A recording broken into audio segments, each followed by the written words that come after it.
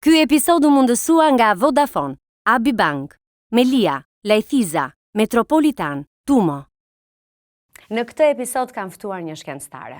Rudina Tahiri jeton prej më shumë se 20 vitesh në Londër, në laboratorët e kërkimit për terapi qelizore është kryesisht e specializuar, megjithatë unë do të bëj sot me të një bisedë për trupin e njeriut.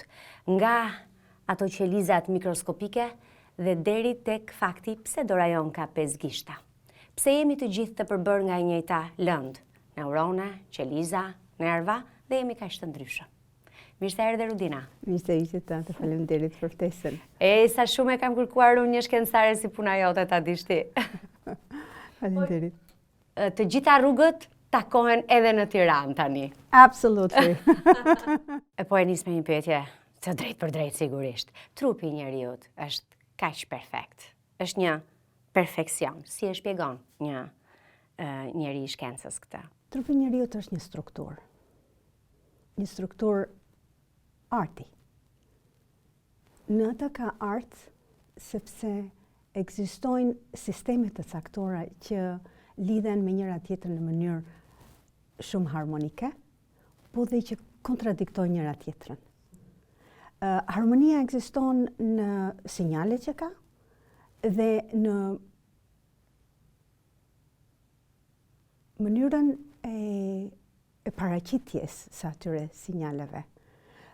Për shembull, neve nuk kemi një dinamik vetëm e aktivizimit, po kemi dhe dinamikën e inhibiting, do të thënë e ndalimit, e kontrollit, e balancës. Dhe kjo balancë bëhet nëpërmjet këtyre sinjaleve që të arrijë një harmonizim në të gjitha aspektet. Zemra punon në sistemin e saj, mëlçia punon në sistemin e saj, veshka punon në sistemin e saj, por kanë një sistem të caktuar dhe të programuar që kanë një harmoni me nuancat e saj. Si ka mundësi që gjithë kjo harmoni nuk reflekton në një jetë të harmonishme? Jemi kaq të komplikuar në jetë pastaj. Është e vërtet, por neve ndikohemi nga shumë faktorë të jashtëm. Sepse në qoftë se do jetonim në një jetë perfekte, asgjë nuk do ndryshonte.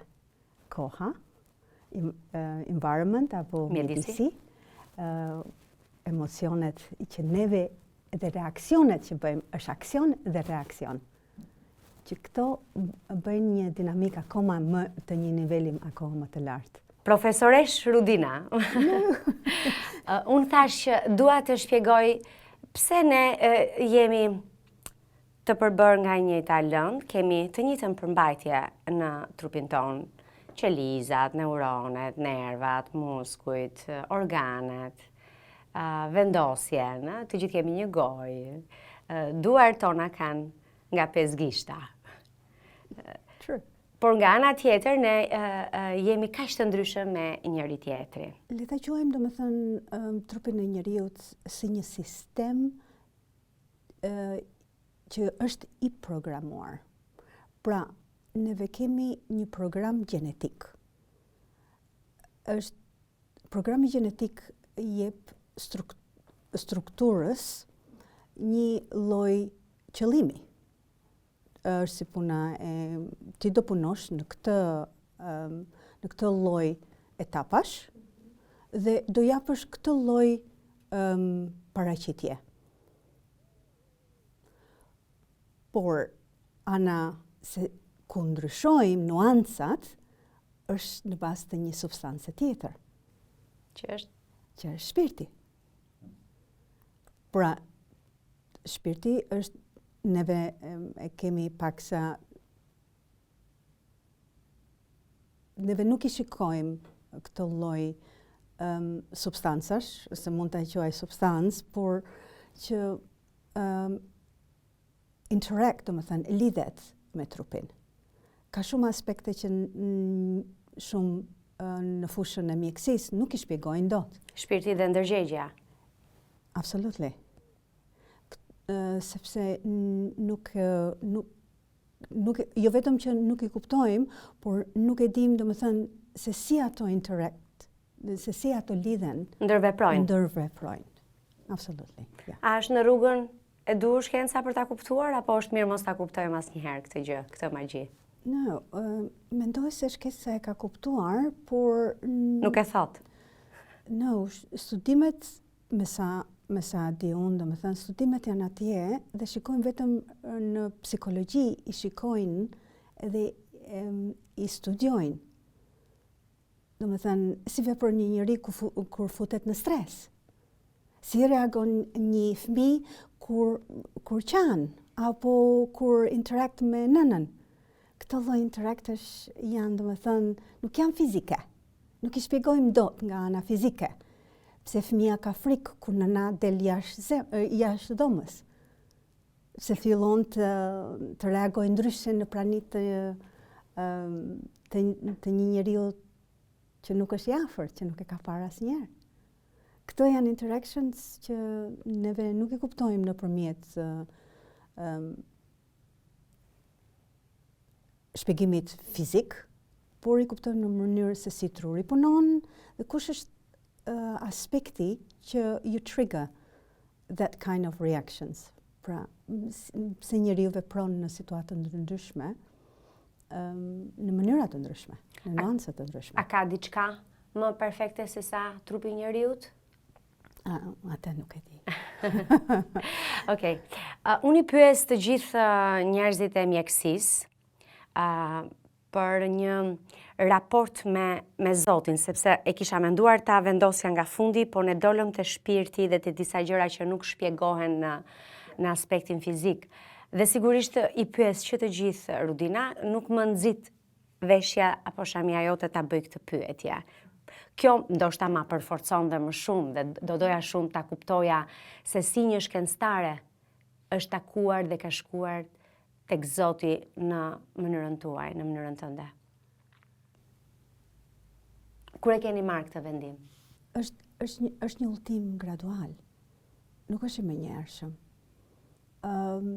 Njeriu në etapa të ndryshme të jetës me eksperiencat e tij në jetë, fillon dhe të kuptojë shenja rreth vetvetes. Jo vetëm nga vetvetja, por rreth vetvetes. Ishte një vendim që e more në laboratorin tënd, duke u marrë me qelizat? Duke studiuar qelizat? Kur ishte momenti i parë? Dua të më tregosh. Momenti i parë ishte kur unë po bëja PhD.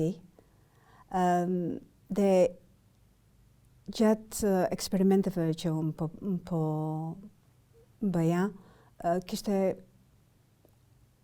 shumë try and error.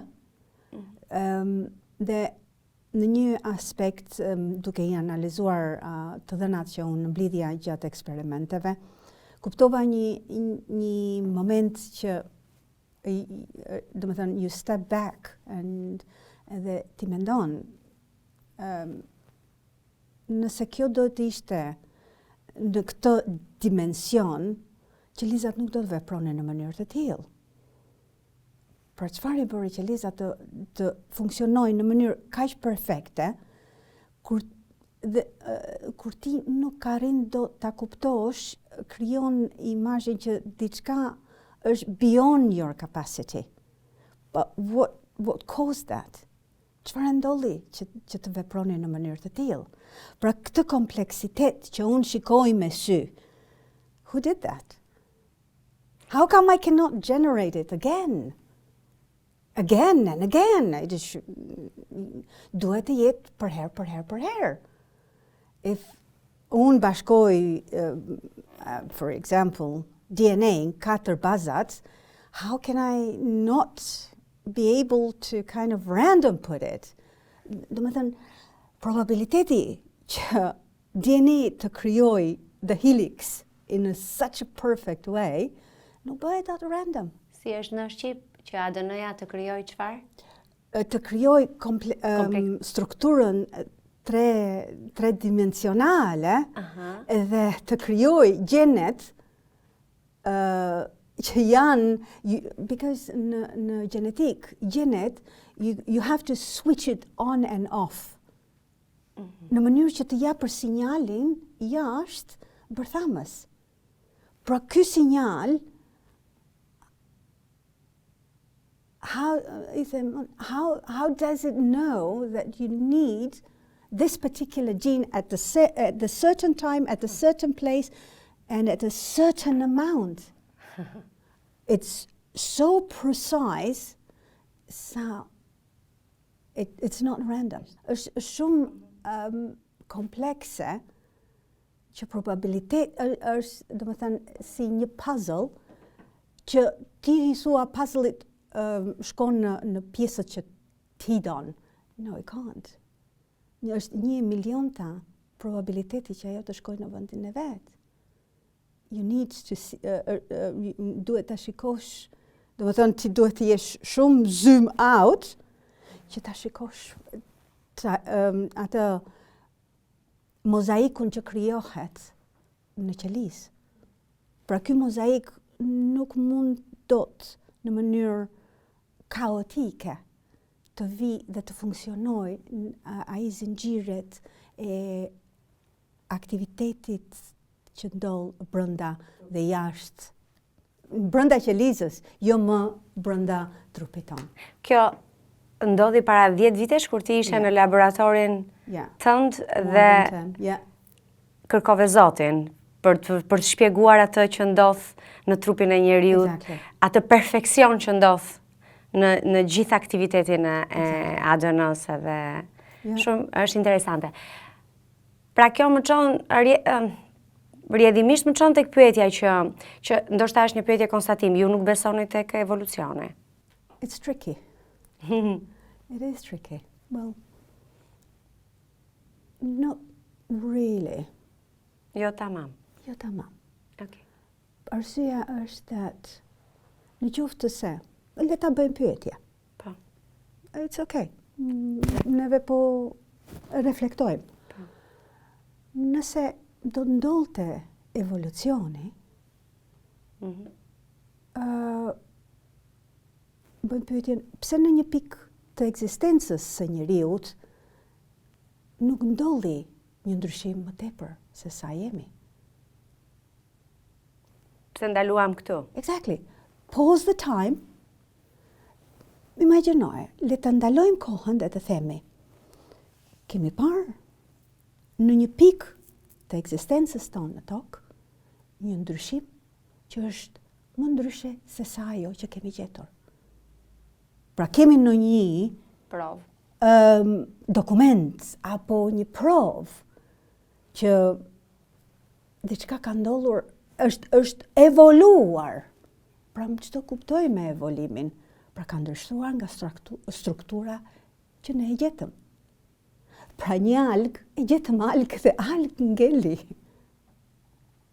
E gjetëm një qelizorët, por një qeliz ngeli.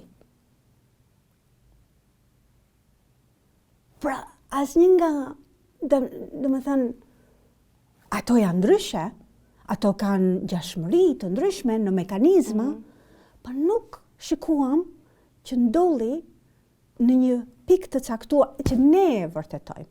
Pra, I Madhi Zot thot, në krijim asnjë njeri nuk ishte.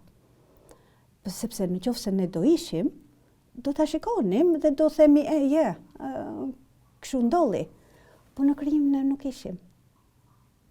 Ne jemi të krijuar. Kështu që koncepti dhe niveli jon i diturisë është shumë më poshtë. Për shumë gjëra ne dhe akoma nuk e kuptojmë.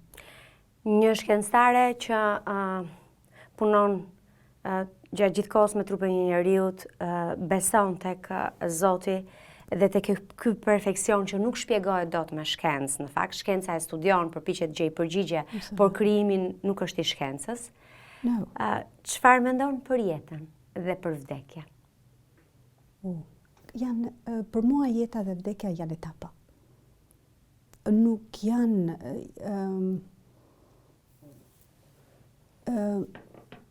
janë si një tren që ka stacione të ndryshme. Në jetë jemi le ta shpjegojmë domethënë në mënyrë të tillë. Fara e një peme. Në momentin që është poshtë në tokë, nuk ka jetë. Ekziston, po nuk ka jetë. Kur është në kontakt me shiun, fillon dhe të lëshoj gjethet. Nga kërceli i vogël që del mbi sipërfaqen e tokës. Dhe mbas asaj fillon dhe rritet, krijon trungun, gjethen dhe pastaj lulen. Dhe këto janë fazat e dinamikës së njeriut. Ne, përpara se neve jemi udhëtar në këtë jetë, neve vim për një periudhë që dhe e dim domethënë periudha që ndodh jashtë galaksisë është shumë ndryshe me time. We measure ne masim kohën jashtë galaksisë ndryshe dhe brenda në tokë ndryshe. Why? Pse? Exactly. Because it's different.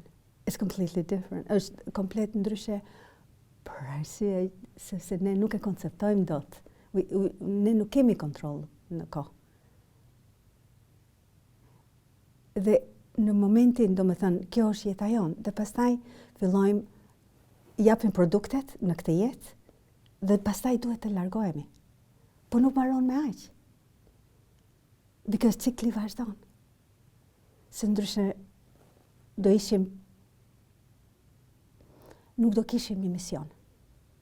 Pra një jetë pa zonjë, pa portën e zezë, pa vdekjen, do të ishte një jetë pa kuptim, po thoni? Absolutely. Pa motiv. Vdekja është një etapë tjetër.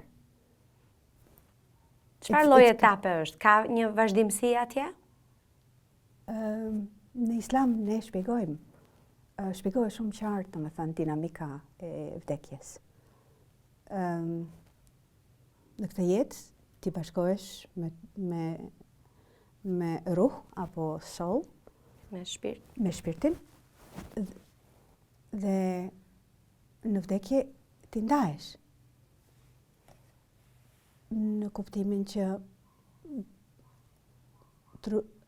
shpirti ekziston, po në dimension tjetër, dhe trupi ekziston, por jo aktiv. Ne ta shpjegoj, domethënë, në mënyrë shkencore. Në momentin që trupi nuk ekziston, dekompozohet. Po DNA exists. You cannot destroy that. Asnjëherë. No, really. Kjo është mendimi im personal. Dhe ajo gjenetika mund të përdoret dhe një trup mund të rikrijohet. Pra nëse Elon Musk që e ka me shumë merak për jetësinë, nëse dikush do të marrë gjenetikën e tij kur të vdes, mund të krijohet një Elon, i njëjti Elon sërish? Well, technically yes. Teknikisht po. Yes. You can. Okej, do doja që ta bënin me mua këtë. Maybe I'm wrong. Kupton, just my own thinking. Po shkojmë, po ja afrohemi kësaj? Ka përpjekje të shkencës? Se këtë ama e bën shkenca. Yes.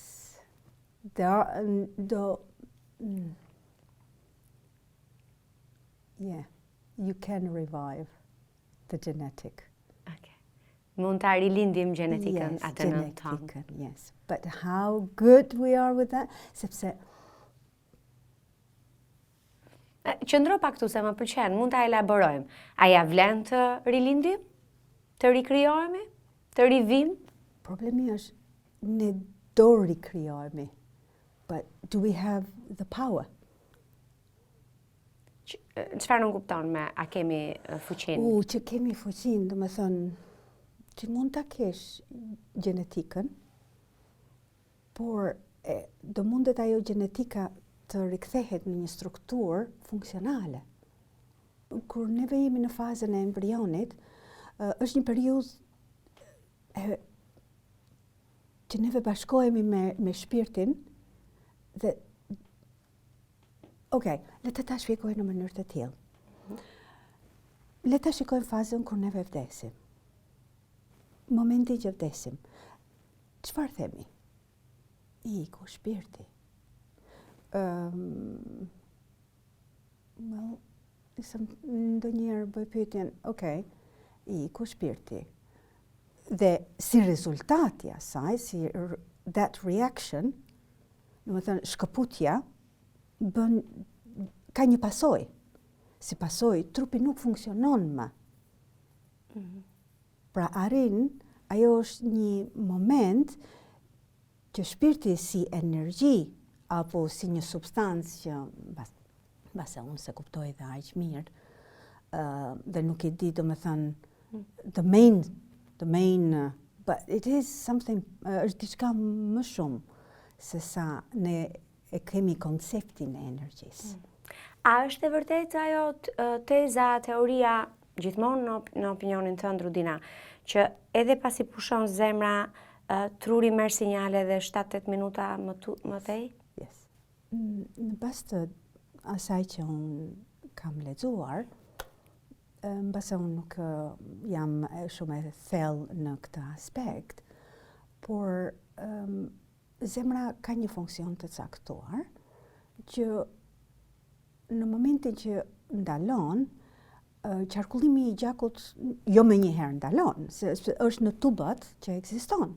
Pra ti, domethënë në moment nuk you starve, nuk e ndalon dot gjakun. Pra oksigjeni që në atë moment ekziston në tru është atje, apo jo? Nuk zhduket menjëherë. Domethënë logjike, bindese. Domethënë le ta shikojmë nga motori i makinës. Pra motori mund të fiket, po është akoma i nxehtë. Në një mënyrë të tillë. Pra në mënyrë analoge është domethënë sinjali ekziston aty. Pra nuk ka ndaluar ai aktivizimi apo pjesa kimike që ekziston në tru. Ju jeni një njeri që merreni kryesisht me terapi qelizore. Unë thash në Londër më shumë se 20 vjet, po ndoshta je edhe 30. Something 30. Diçka tek po bëhen 3 dekadat plota atje. Dhe je sigurisht një njeri që merresh kryesisht me terapi qelizore, po bashkëpunon shumë edhe se kështu funksionon laboratorët me kompanitë farmaceutike, aty ku zhvillohen kurat që njerëzit të kenë një jetë sa më të gjatë edhe të shëndetshme dhe të kurojnë sëmundje të pashërueshme deri tani. E nisi me qelizën. Çfarë është një qelizë për profesoresh Rudinën? Tani si kemi ne qeliza të ndara, se pse disa janë shumë të mira, pse disa na shkallojnë. Mua njëra më shkalloi në 2024. E kuptoj. Në të vërtetë qeliza nuk janë as të mira as të këqija. Ato janë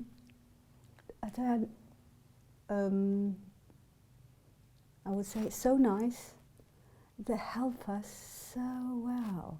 Janë kaq të mira që na ndihmojnë dhe e bëjnë shumë mirë punën. E bëjnë. Edhe kur bëjnë gabim?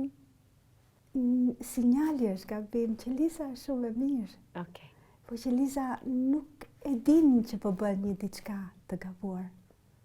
It's so sweet në njerë që neve e konceptojmë disa sëmundje që ka fajin trupi. No, it's just the signal is wrong. Është balanca ajo që ka kaluar në disbalans.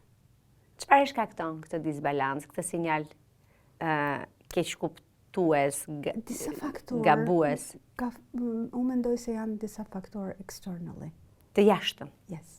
Pra faktorët e jashtëm. E një sëmundje janë gjithmonë të jashtëm, nuk janë të trupit, nuk janë... No, Si do t'i rendisja faktorët jashtëm? Do t'i rendisja nga faktorët të jashtëm, nga dinamika e viruseve, bakterieve, mykut, dhe pastaj emocionale që ndikojnë në disbalancën e hormoneve. Dhe kjo disbalancë ndonjëherë arrin disa nivele që në vend që të bëj dhe ta prishi kontrollin. Në qoftë se sistemet e kontrollit disbalancohen, sepse në qelisë kemi disa pika që kontrollojnë. Jo vetëm që e aktivizojnë dhe disaktivizojnë. Për mua ekzistojnë më shumë se sa 3 apo 6 kontrolle të caktuara. Pra nuk është vetëm aktivizim, disaktivizim, apo mënyra se si ato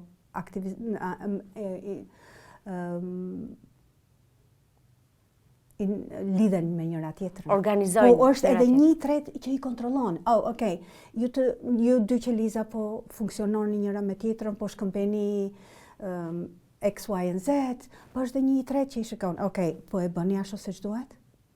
Pra dhe qelizat imunitare i kemi në sistem që ti kontrollojnë. I treti janë qelizat imunitare. Yes. Ato që patrullojnë. Që patrullojnë dhe në momentet të caktuara, kur ato shikojnë në një gabim, e riparojnë. Dhe gjithmonë janë aspekt, dhe kanë atë, si të themi në tools, aftësin, apo mjetet, që, it's like, do të lëshoj këtë lloj cytokine, chemokine, që ta ndryshoj environment. Pa duke i ndryshuar environment, ato ndryshojnë sinjalin. Dhe i bëjnë, do me thënë qelizat, you're not, për shembull, në qoftë se një qelizë është, le ta themi, është infektuar me një virus. Ajo është e programuar që të paraqisin në sipërfaqen e membranës së saj një sinjal për qelizat imunitare. Dhe është si puna saj, the label themselves, i vën një stick në sipërfaqen e saj që i sinjalizon qelizave imunitare që të vinë, I'm sick, deal with me. Jam sëmur, më Jam ndihmo. sëmur, Bëj diçka për mua. Yes. Dhe në momentin që ato vinë në kontakt qelizat imunitare, lëshojnë, I call it pearls, apo perla, rubin, or diamond, diamante. Yes, kimikate, në mënyrë që ato të bëjnë, okay, you need this one. It's like, ti duhet të veprosh në këtë mënyrë. Pra, i lëshojnë në mënyrë që një qelizë tjetër imunitare të vi dhe ta shkatërroj, dhe i japin sinjal motrave qeliza ngjitur që ta riparojnë dhe ta mbyllin atë lloj sistemi që ekziston. Wow, po më duket si koncerti i Vienës. That's how it is. So you repair. Not only ti e largon qelizën që është infektuar, po i jep dhe sinjale qelizave ngjitur që ta riparojnë. Këtë po bëni ju në laborator tani, pra me sa kuptoj. Pra ju po përqendroheni tek qelizat që patrullojnë, ato qelizat që kujdesen që dy qelizat që po komunikojnë mos çojnë sinjalet gabuara. Dhe si funksionon? Merren këto qelizat e mira dhe i injektohen tek njeriu që ka një problem që është i sëmur, mbase e thash në mënyrë naive, po. No. It's more complex than that. Patjetër, as nuk kam dyshim. Po cilat janë këto qelizat që patrullojnë? Njihen? Ka një emër? Njihen. Këto janë qelizat më kryesoret, janë qelizat B dhe T. Le ta shpjegoj me leuqemin. Leuqemia është shumë sëmundje agresive dhe sidomos ke fëmijët e vegjël. Mendoni një fëmijë që është 8 vjeç. Ka kaluar në leuqemi, është diagnostikuar me leuqemi. Ai është treatur, do me thënë the primary care, ka kaluar në fazën e chemotherapy dhe ka relapsur. Ka bërë another chemotherapy dhe prapë relapsur. Pra, rishfaqet sëmundja. Do më thënë, efikasiteti e një chemotherapy nuk ka rezultuar ka i fëmijë. Dhe çfarë ndodh? Tani, për t'i eliminuar këto B-cells, që Qelizat B. Imunitaret. Po, janë, they are sick. Nuk funksionojnë. Okay. Se sëmurën qelizat imunitare? Po, dhe kjo është një nga problemet. Pra nuk janë imune qelizat? No, ato janë problematike në leuqemin. Pra nuk funksionojnë ashtu se shdohet dhe shkaktojnë këtë lloj sëmundje. Dhe një nga idet është, domethënë, duke përdorur një lloj tjetër qelize imunitare që që ndërvepron me qelizat B, ti eliminoj nga sistemi. Më pëlqen të lexoj sigurisht për shëndetin dhe për mjekësinë, Rudina, shumë, po ka disa teza, mes tyre dhe profesori, historiani që flet shumë flet për të gjitha, po flet bukur Yuval Harari për jetën sot. Dhe diku tek shekulli 21 ai thotë që shumë shpejt, ndoshta në 2 dekada, njerëzit nuk do të ketë më sëmundje të pashërueshme, por të gjithë do t'i zbulojmë ato që mund të na ndodhin kohë përpara dhe do të jetojmë si të sëmur në një kuptim po të shëndetshëm, duke pirë diçka, duke marrë ilaçe. Si vjen kjo tek ju? Yeah, I do agree në disa aspekte, yeah, it's true. Dituria jonë po arrin deri në atë pikë. Të parashikoj sëmundje që mund të ndodhin pas disa vitesh. Është e mundur?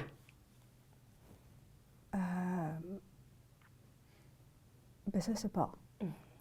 Në bast të sidomos me teknologjinë që neve po na ndihmon aq shumë, ne mund të bëjmë disa predictions. We are very good in predictions. Parashikime. Jo, parashikime. Të mira. Yeah. The tools of siç është neural network or LLM. Ose? Large language machine learning. Po. Do mundemi që duke I vendosur disa parametra të caktuara, probabiliteti do jetë akoma më do arrit të bëj predictions. Po. A ka mundësi shkenca me këtë ndërveprim të jashtëzakonshëm me inteligjencën artificiale, me teknologjinë, që të shkojë në pikën që të mos ketë më sëmundje të pashërueshme në këtë kohën tonë që do jemi në gjallë, sa do jemi në gjallë. Ne paçim jetën e gjatë, po. I think, jam shumë optimiste. Që do jemi këtu për ta dëshmuar. Ja. Do ta shohim këtë. Unë mund të them në 10 vjet, yes. Okay. Por ndërkaq njerëzit po kërkojnë, se ne folëm për përjetësinë. Vdekja do të ekzistojë gjithmonë, atë nuk e ndalon dot inteligjenca artificiale dhe shkenca. Ne mund të gjejmë çdo lloj ilaçi, por ilaçin e vdekjes nuk mund ta gjejmë, se that's the point that është diçka që neve nuk e kontrollojmë dot. Okay. Është më fort se ne. Exactly. Edhe se inteligjenca artificiale dhe sa ajo reale, që është mjekësia dhe shëndetësia. Well, you do predictions, do më thënë, ti bën parashikime, hipoteza. Parashikime, but do mundemi ne të bëjmë atë parashikimin deri në 100%? Who knows? Okay. Je një vajzë Durrësi. Yes. Je nga Durrësi dhe ke ikur nga Shqipëria në çfarë viti? 1999. Ke shkuar atje për studime? Yeah, I started there. Kush e zbuloi talentin tënd? Jo se është e vështirë që një njeri që ka të dhëna në shkencat eksakte të kuptohet, po a kishte kur shkove në Londër, ke shkuar në shkollë apo dhe ke punuar dhe më vonë ke filluar studimet? Do doja të dija diçka për ty. Besoj dhe ndjekësit do. Mendoj se it was complex, si them. Jeta është shumë komplekse, na sjell në disa aspekte. Nuk e kisha menduar. Nuk e dija, domethënë, se ku do të ndaloja ultimin tim. E kisha të qartë, domethënë, që do doja të shkoja diku dhe Dhe misioni ishte që të shkoja në Amerikë. Dhe ndalova në Angli. Por s'do t'i qesh me planet tona. Exactly. It wasn't designed to, but it just ended up. Ndalova atë. Je e kënaqur me Londrën? Më pëlqen, është një qytet i bukur. Mua më duket sikur shkencëtarët jetojnë aty në laboratorët e tyre, herë me minje, herë me qeliza. Sa ditë punon në javë? Unë punoj vetëm 4 ditë në javë. Okay. Sepse duhet jetë shumë voluminoze dhe kërkon dhe pak pushim, besoj, kjo lloj puna. Është punë intensive, po. Çfarë bën për veten, për mendjen dhe shpirtin tënd në kohën e lirë, një shkencëtare? I like nature. I like flowers. Më pëlqen shumë lulet, më pëlqen natyra. Dhe më pëlqen astronomia. Ndonjëherë me djalin e vogël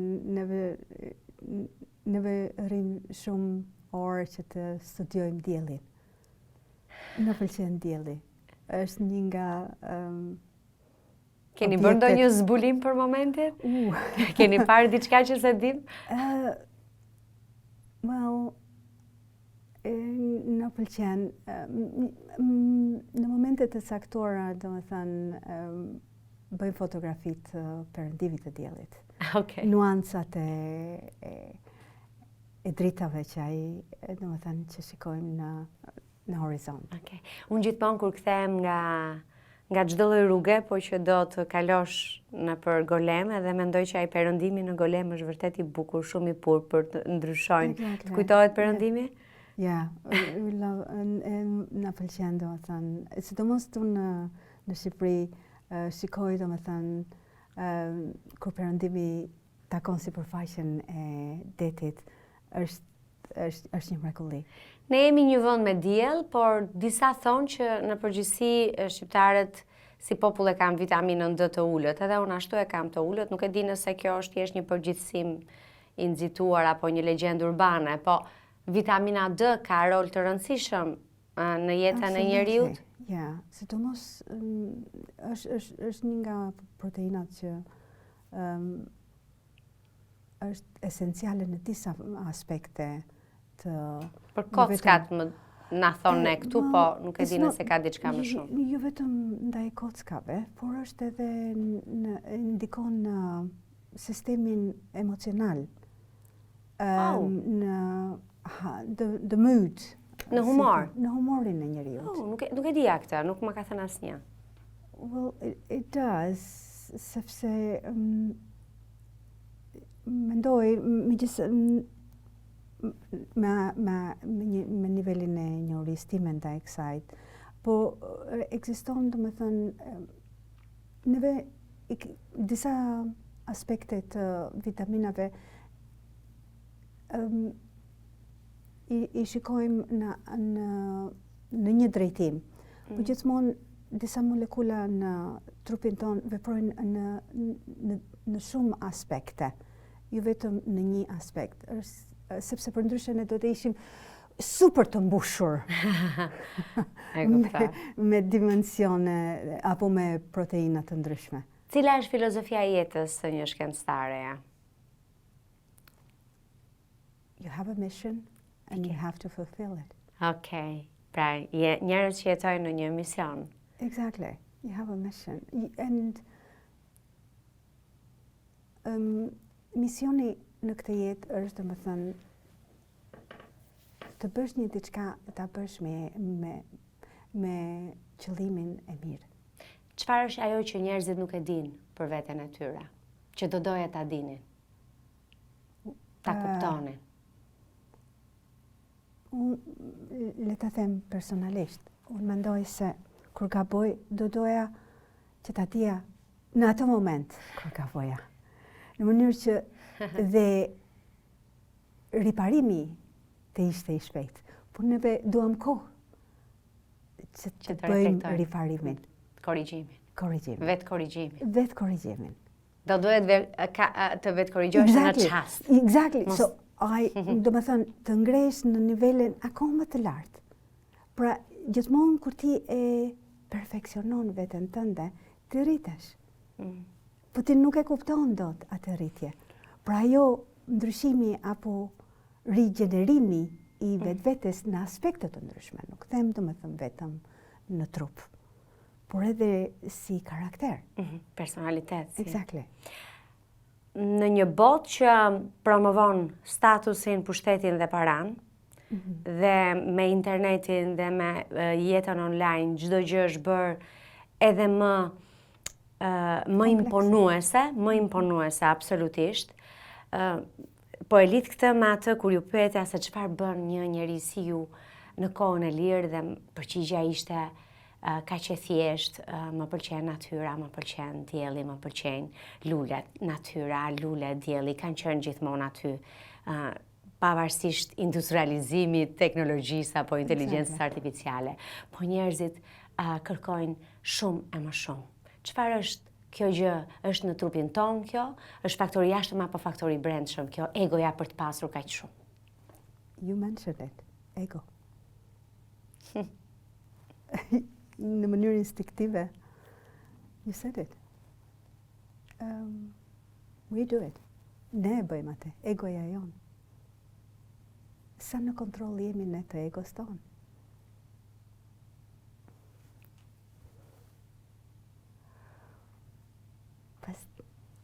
Ka momente të jetës që neve shkojmë në drejtime të ndryshme dhe i kërkojmë këto në etapa.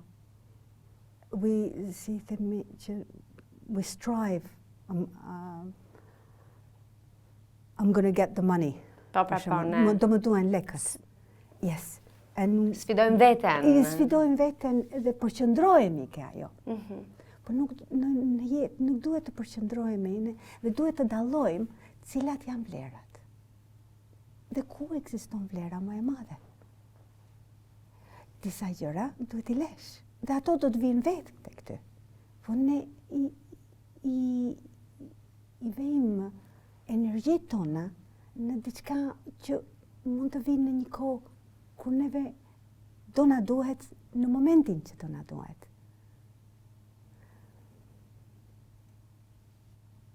Pra, ku i vendosim ne energjitë tona? Sepse ka shumë rëndësi të kuptojmë, domethënë, dinamikën e jetës. A arrim dot neve ta kuptojmë dinamikën e jetës? Të vendosim the values aty ku duhet. Dhe shoqëritë në botë, mendoj unë, e kanë kuptuar vlerat. Dhe i vendosin aty ku duhet dhe i masin. Dhe vlera më e madhe është njeriu. Në qoftë se ne do ta shikonim njeriun dhe komunikimin e njeriut me natyrën, me njeriun, me sistemet, do të gjenim harmonin. Pra sa i vejmë në vlerë njeriut. I pyes gjithashtu të ftuarit për lumturinë. Edhe kjo është një përgjigje shumë e mirëpritur nga ti në këtë rast. Do të thënë sa e lumtur jam unë. Për lumturinë çfarë mendon? Për këtë kërkimin e madh për lumturinë. Edhe nëse sa e lumtur të dyja bashkë. I'm humbly happy. Ti je modestisht e lumtur. Ja. Çfarë është për ty lumturia? I'm grateful, si themi. Mirënjohëse. Jam shumë mirënjohëse. Çfarë mendon për njerëzit që e kërkojnë lumturinë dhe shohin, se varet se ku e kërkon lumturinë, se unë kuptova që dikush e gjen edhe duke ulur në një stol në park, apo duke... Unë kam qenë e lumtur kur mësova që u shërova. Absolutely. Edhe njeriu se mendon asnjëherë, se mendon që lumturia është kur je duke bërë pushimet më të bukura në botë, apo je njeriu më i famshëm i momentit, apo je më i pasuri, je ministër, kryeministër, artist me famë, je një podcaster shumë i klikuar. kur pata atë problemi me shëndetin, kuptova që, okay, jo se nuk I kisha kuptuar, mos bëjmë sikur kam reflektuar vetëm nga kanceri im, kam një lloj këmbët në tokë, jam përpjekur t'i mbaj gjithmonë, por gjithsesi unë aty e kuptova për shembull që ajo ishte lumturia, ajo që se kisha çuar në mendje. S'kam patur ndonjë ditë më të lumtur se sa ajo. E kuptoj. Edhe unë do të thënë jam e lumtur për ty. Faleminderit shumë. Faleminderit shumë. Mendoj se lumturia ekziston në do të thënë ekziston edhe kur ti je I kënaqur me të tjetrit. Do të thënë duhet të jemi, do të thënë happy for ourselves, but njëkohësisht edhe happy për të tjerët. Të gëzojmë për të tjerët. Do të thënë duhet të jemi në qoftë se unë e shikoj në mënyrë të tillë, secili do të thënë kur është në një nivel, duhet ta tërheqë edhe tjetrin të tjetë. Do të thënë atë që unë kam, pse jo ta ndaj me të tjerët? Se dhe të tjerët kanë atë të drejtën, edhe në shoqëri neve duhet jemi në mënyrë të tillë. Exactly, do thoshte Rudina, është eksaktësisht kështu. Absolutely. Jo se e them unë, po më pëlqen shumë ajo, thjesht po shpreh vlerësimin për këtë që po dëgjoj. Rudina Tahiri, të falenderoj shumë për këtë episod. Shpresoj që jam e bindur, nuk kam asnjë dyshim që ndjekësit do më shkruajnë nëpër komente pse nuk e vazhdoj dhe 2 orë të tjera, por shpresoj që ti më ke thënë që vjen një herë në vit në Shqipëri. Dhe mund të takohemi pas një viti sërish, do isha shumë e lumtur që të takoheshin dhe të flisnim ndoshta për diçka të re që ne nuk e dim dhe njerëzit duhet ta dëgjojnë, sepse informacioni mirë është rruga që ne të vendosim energjit aty ku duhet, siç ti the. Absolutely. Se nëse si jemi të informuar, të ditur, nuk dim çfarë bëjmë, edhe ne hutohemi, marrim sinjalet gabim. Absolutely, me kënaqësi. Faleminderit shumë. Faleminderit. Ky episod u mundësua nga Vodafone, Smile Pikal, Melia, Lajthiza, Metropolitan, Tumo.